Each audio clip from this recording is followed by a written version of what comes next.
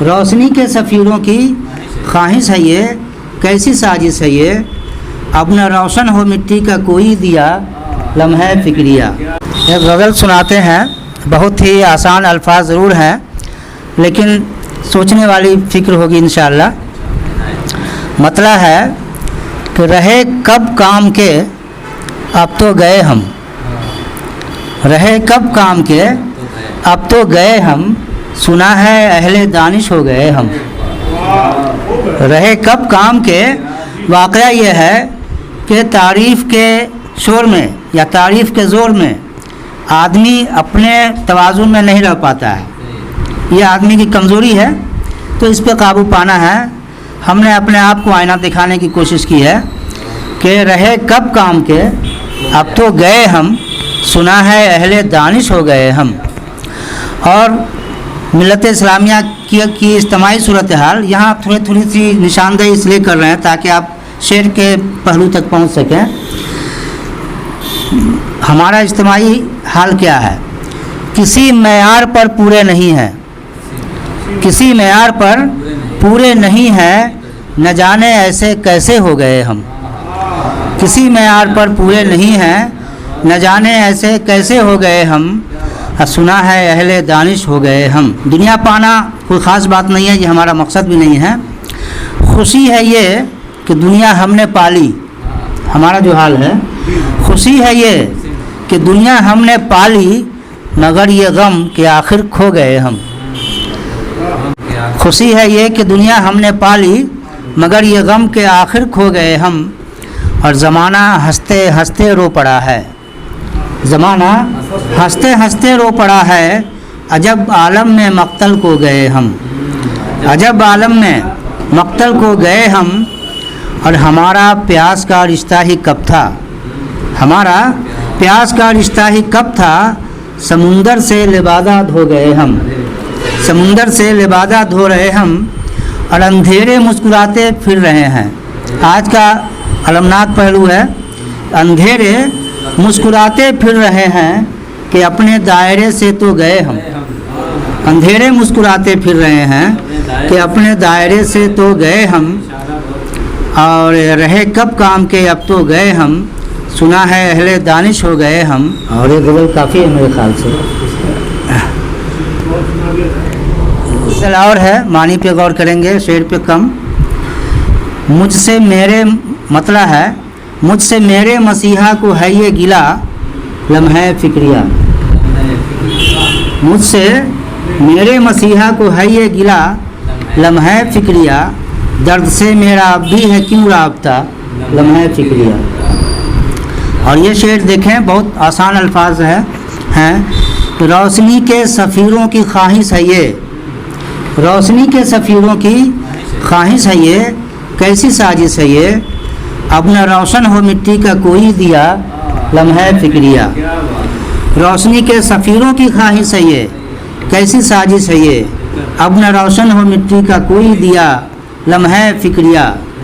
اور یہ کہ قتل خوشبو کا ممکن نہیں تھا کبھی، یہ تو سچ ہے مگر، قتل خوشبو کا ممکن نہیں تھا کبھی، یہ تو سچ ہے مگر، پھول ہر روز خطرے کی زد میں رہا لمحہ فکریہ، پھول ہر روز خطرے کی زد میں رہا لمحہ فکریہ۔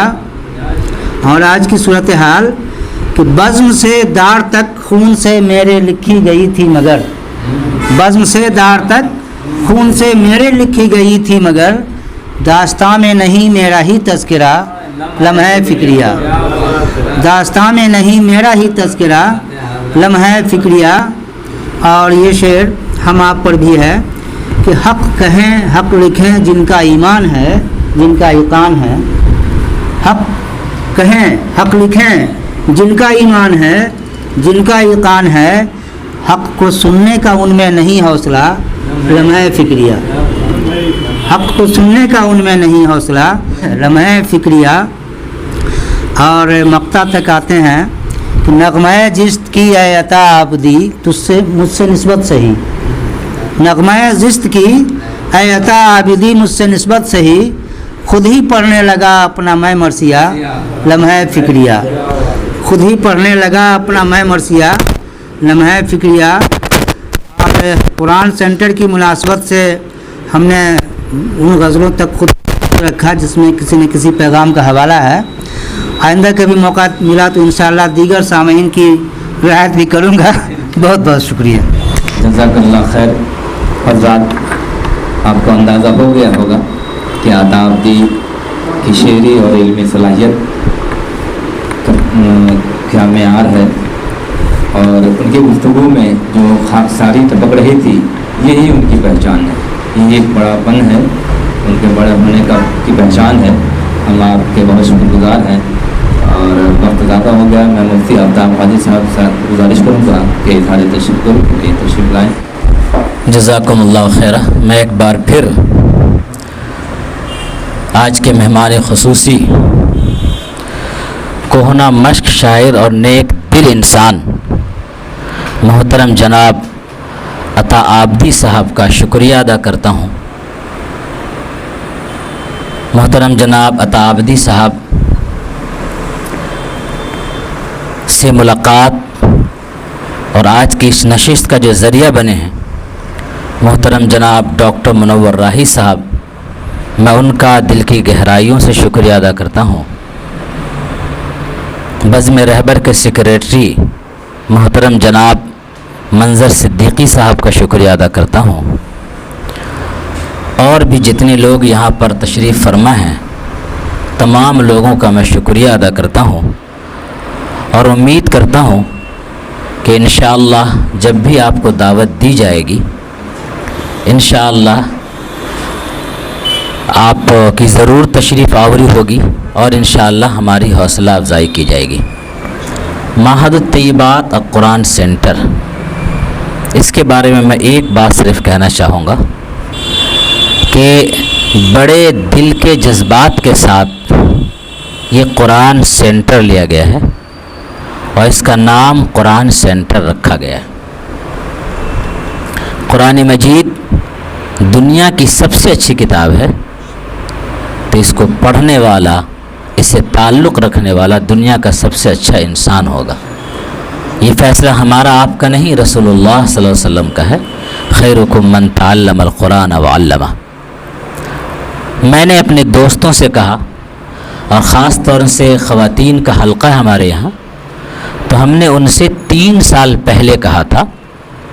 یہ بات مشہور ہے کہ جہاں پر چند عورتیں جمع ہو جائیں وہاں پر شور و غلغلہ اور باتوں کی آواز وہ تھمنے کا نام نہیں لیتی ہے. لیکن جب ہماری تراویح مکمل تھی، تقریباً 300 خواتین اور بچیوں کا مجمع تھا اور ایک چوں کی آواز نہیں آ رہی تھی. قرآن مجید سے جو تعلق اور محبت کا انہوں نے ثبوت دیا، اس وقت ہم نے ان سے ایک وعدہ لیا تھا کہ آپ لوگ وعدہ کریں کہ دربھنگہ شہر میں لوگ گاؤں دیہات سے اپنی ضرورت کے لیے یہاں آتے ہیں، اپنی ضرورت کا سامان دربھنگہ شہر سے لے جاتے ہیں، تو آخر اس دربھنگہ شہر سے قرآن کا پیغام لے کر کیوں نہ جائیں. دوسری بات ہم نے کہی تھی، جب میں دربھنگہ آیا تو اس وقت میری یہ نئی کتاب چھپی تھی مضاربت احکام و تطبیقات. تو میرے ایک بہت خیر خواہ نے کہا کہ آپ دربھنگہ کیوں آ گئے، یہ تو علم کا قبرستان ہے. دوسری بات انہوں نے کہی کہ یہاں پر علم والوں کی قدر نہیں ہوتی ہے. تیسری بات انہوں نے کہی کتنا اچھا آپ مولانا خالد سیف اللہ رحمانی صاحب کے پاس تھے، میں نے وہاں پڑھا بھی اور پڑھایا بھی ہے. تو یہ 3 باتیں انہوں نے کہی. چوتھی بات انہوں نے کہی کہاں تو آپ مسلم شریف وغیرہ پڑھاتے تھے اور یہاں نورانی قاعدہ اما پر اور نازلہ قرآن پڑھاتے ہیں. ان چاروں باتوں کا میں نے جواب دیا. پہلی بات کا جواب دیا، میں کتاب لکھ رہا تھا، تو اس کا مطلب یہ ہے کہ آپ نے اتنا سو سمجھا کہ تھوڑی بہت عقل ہے، مجھے شعور اور سمجھ ہے، لہٰذا اگر ہم نے فیصلہ کیا ہے تو صحیح ہی فیصلہ کیا ہوگا. اس پر بھی آپ کو اعتماد ہونا چاہیے. نمبر 2، یہاں پر قدر نہیں ہے. تو میں نے کہا اگر کسی کو قدر کی تمنا ہو اور قدر نہ ملے تو افسوس ہو، انشاءاللہ قدر کی تمنا کے بغیر انشاءاللہ کام کرنا ہے اور انشاءاللہ کام کرتے رہے. اور جو ہمارے جاننے والے ہیں وہ جان رہے کہ میں نے گردن اٹھا کر کے دیکھا نہیں کون گالی بک رہا ہے, کون کیا کہہ رہا ہے, کون تبصرہ کر رہا ہے, کون کیا کہہ رہا ہے. تیسری چوتھی بات جو انہوں نے کہی کہ علم کا قبرستان ہے, میں نے کہا یہ اللہ کا اٹل فیصلہ نہیں ہے. اگر محنت کی جائے اور ماحول بنایا جائے تو انشاءاللہ یہ علم کا قبرستان نہیں بلکہ علم کا بہترین باغیچہ بن سکتا ہے. اور الحمدللہ ہمارے یہاں کی بچیوں نے الحمدللہ تقریباً 5 بیچ عالمہ کے یہاں سے فارغ ہو چکی ہے. 200 کے قریب خواتین اور بچیاں ایسی ہیں جنہوں نے قرآن ٹھیک کیا ہے, اور تقریباً 100 سے کم ہیں ایسی خواتین جنہوں نے پورے قرآن مجید کا مکمل ترجمہ پڑھا ہے الحمدللہ. اور اس کے علاوہ الحمدللہ دینیا سیرت کیمپ ہے اور طرح طرح کے کیمپ لگا کر کے خواتین کی تربیت کی جاتی ہے, اور اپنے کرایہ سے اور اپنا تیل لگا کر کے اپنی گاڑی سے الحمدللہ گاؤں گاؤں جا کر کے خواتین کی تربیت کرنے کی کوشش کی جاتی ہے الحمدللہ.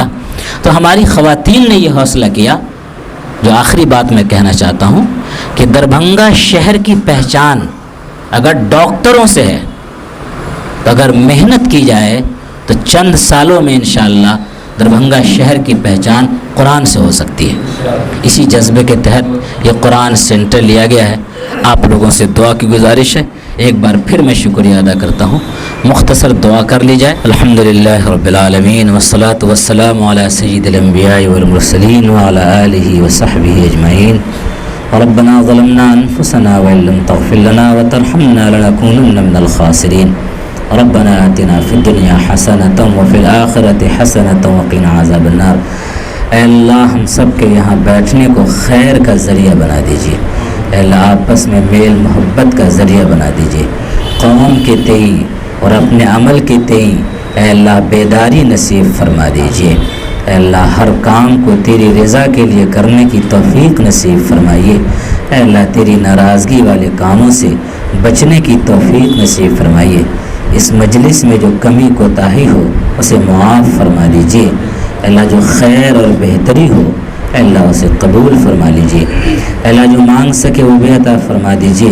جو مانگنے سے رہ گیا ہمارے لیے ضروری تھا وہ سب عطا فرمائیے.